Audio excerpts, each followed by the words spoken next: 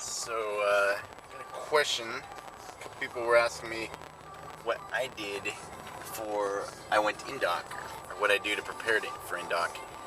Uh, the internet did not exist when I came to Indoc, and I had heard about PJs, but I only got to meet one PJ before I left, and I asked him, and he told me a little bit, said be prepared to run and swim and do cals every day and for it to suck, but he wouldn't tell me, he wouldn't explain to me how to do an underwater, he wouldn't explain to me nothing. Like, he just said, you gotta learn on your own. But he did give me this piece of advice, which has always stuck with me, and I think it's probably the best advice I've ever been given, is that you have to go to Indoc with the idea that you will die before you quit.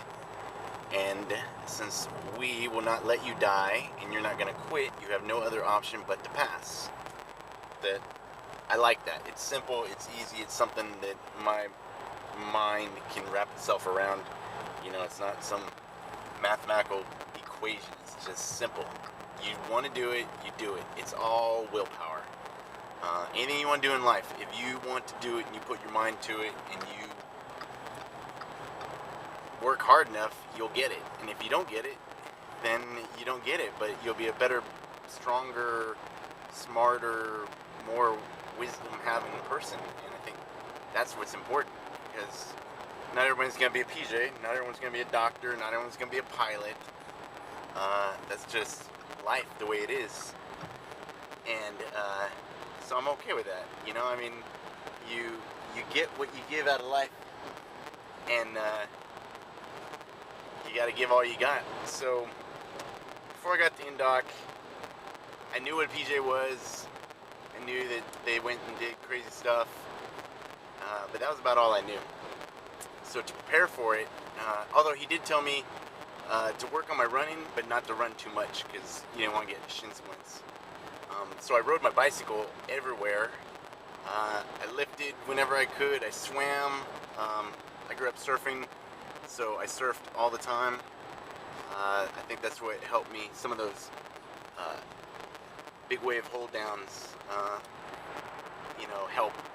Surfed Makaha at 15, 20 feet, surfed pipe at 10, that's just pretty hairy. And I done sunset at about 12 to 15. So, I mean, and then big waves in California, but something about the Hawaiian juice, man. Anyway, alright, so surfing, did a lot of surfing, and came to Indoc. And the only thing I probably was properly prepared for was the mentality that I was going to die before I quit. Other than that, I don't think I had anything right. Although in my defense, I did break an ankle, get pneumonia, and have another type of issue. It's a funny story, but I won't share it right now. So anything you can do, reading a book about a POW experience, because that's kind of what Indoc is. I mean, you get to eat, and we're not treating you that bad, but you need that kind of mindset, that outlook, that nothing's gonna break me, nothing's gonna stop me. I will not submit, I will not bow, I will not falter. You might drop to a knee, you might need a break, but as long as your head doesn't quit, there's nothing that's gonna beat you. And everyone's wondering about my driving. So anyway, it's all willpower. How bad do you want something? If you want it bad enough, you'll make it happen. So that's the one thing that I came to Indoc with that I think I did right, was just the outlook. I was not physically the strongest person. I'm not the tallest person. I'm not the fastest person. I'm pretty good. I'm pretty good in the pool, and I'm stubborn, and probably sometimes that might be a detriment, but for Indoc it worked. You know, I refused to fail, I refused to quit, and I clawed my way through 3 back-to-back classes, made it to the 9th week final eval twice, and finally graduated my 3rd time. So, if I can do that, I'm pretty sure everybody else can do it too, because it'll be a little bit easier, I would think.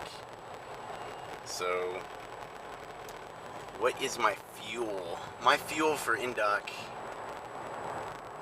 was, well, that was my fuel. I worked on a lot of hatred, guilt, and anger is what got me through most of my younger life.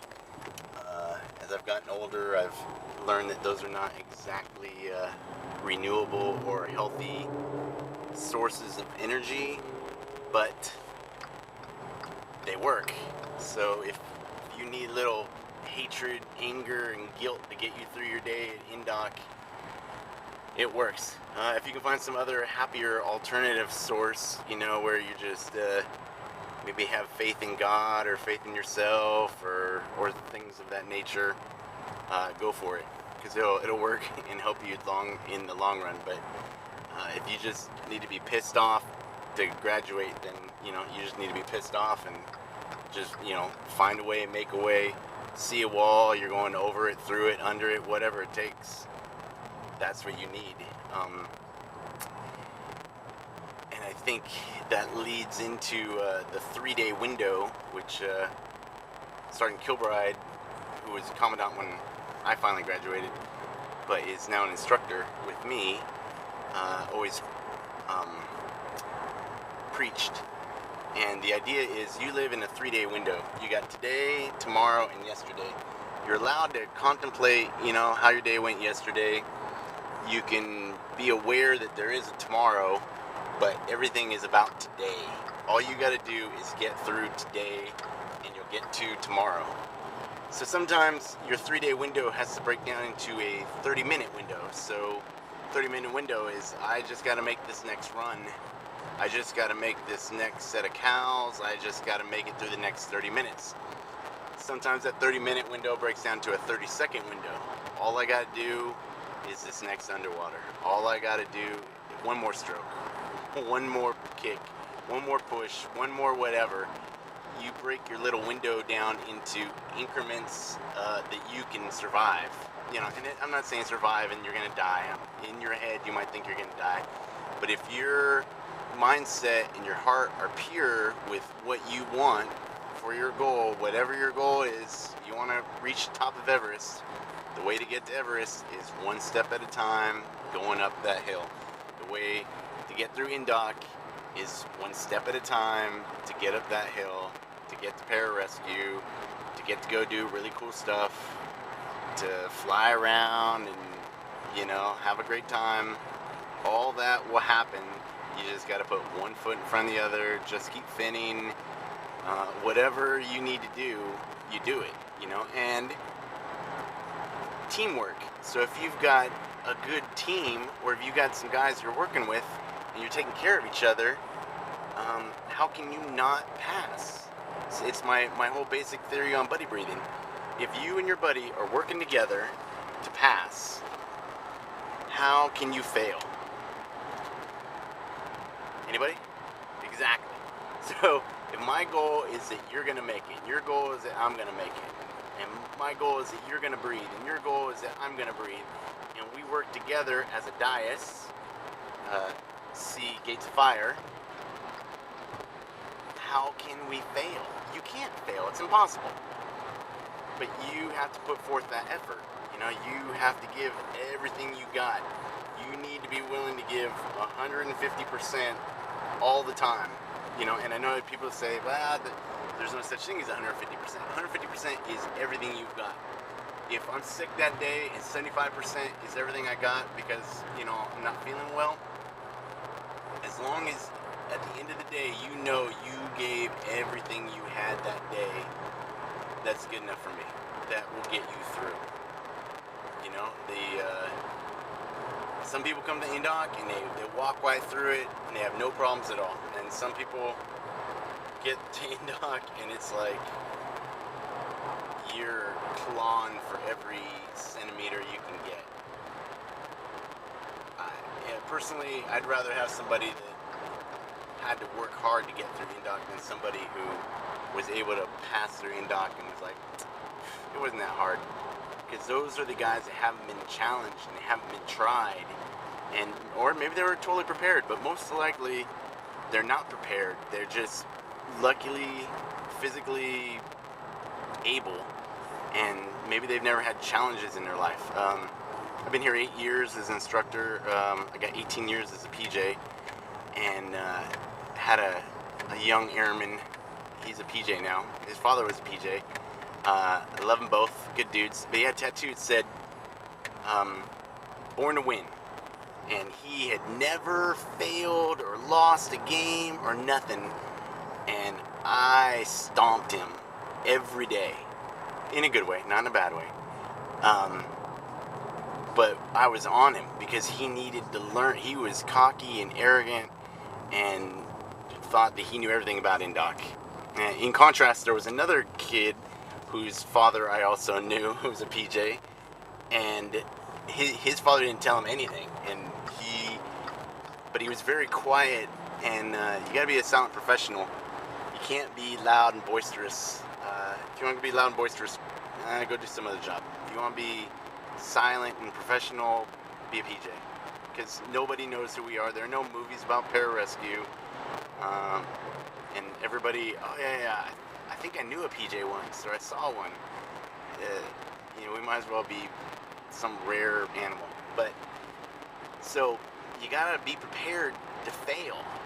You gotta be prepared to lose, because you're gonna be working against death. Trying to keep people alive or in really bad places, and things are going wrong, and they don't look good. But that's all right, because it will make you a better person. I don't quit at anything. I failed at lots of things. Probably make 100 mistakes a day. I probably don't make 100 mistakes a day, but I'm saying that my ability to make mistakes is there. But I learn from my mistakes. You don't make the same mistakes twice. You make the mistake once, you learn from it, and you keep on going. That's the secret.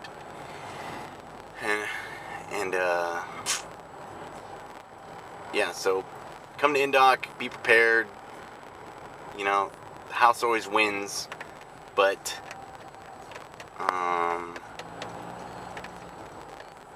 when you do everything you can, it doesn't matter. The odds are against you. 100 dudes show up, and we usually only graduate high teens at the most. So odds are against you. But who believes in odds? Are you gonna say, well, everybody quits, I might as well quit? No, you don't have. There's no time for that kind of thought process in pararescue. And so that's my take on what you need to get through Indoc. And practice your flutter kicks. Chin on your chest, hands flat underneath your butt. Start off with your legs, toes pointed, 6 inches above the ground, and then go, it's about 36, 45 degrees. 1, 2, 1, 2, 1, 2, 3, 4, 1, 2, 3, 4. Get used to that. That is a preferred exercise here, and it will help you for your finning. If you got fins, put your fins on your feet. Do your flutter kicks. They suck, it hurts, but it pays off in the long run. When I came through, we had to do a 4,000 meter fin. And when you got to dive school, in 3 days we did 14,000 meters, because you had day nav dive this, and then your buddy had the day nav dive, and then you had a night nav dive, and then you had another day, and the last one was a 2,000 meter must pass fin swim navigation there at Key West, and you were smoked. But I'd done it before, so I knew I could do it.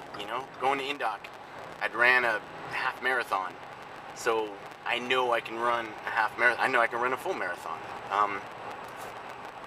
It's all in your head, you know. So I mean, you're not just gonna be like, oh, I'm gonna scale, you know, a mountain today. You gotta train. But if you're doing the right training and you're doing everything you need to do, then you'll be fine. I believe that was all the questions. So if anybody's got any questions, feel free to ask. I am a PJ, or at least I pretend to be one. Do a pretty good job of it, I think. Eat right, get all the kind of healthy food you can get in you.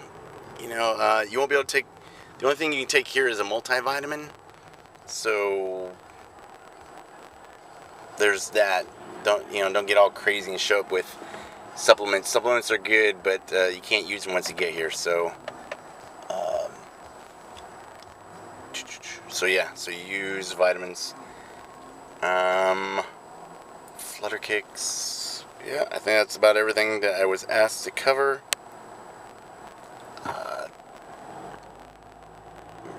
Pararescue is not really a job, it's more of a lifestyle. So, when you're home, you're working Monday through Friday, 8 to 5, 2 hours in the morning to work out. But it's a thought process. It's a concept that, you're always ready to go, got your stuff packed. Just you're a Cub Scout, be prepared. That's pararescue. So I think I've rambled along enough. So thank you for your time. Have a good one, and good luck. Oh, and I'd like to say hello to Anthony, one of my favorite cones. Good dude, works out all the time, really hard. I think he'll do a good job. So giving him a little shout out to say I believe in him, because everybody needs someone to believe in you. Somebody once took a chance on me and said they believed in me, and look where I'm at. So if you believe in yourself, other people will believe in you, and the world will be a better place, because the world needs more PJs, or at least more people who are willing to help other people. But that's a whole nother topic. So have a good one. Aim high. One force, one fight. Fly, fight, win. Be all you can be.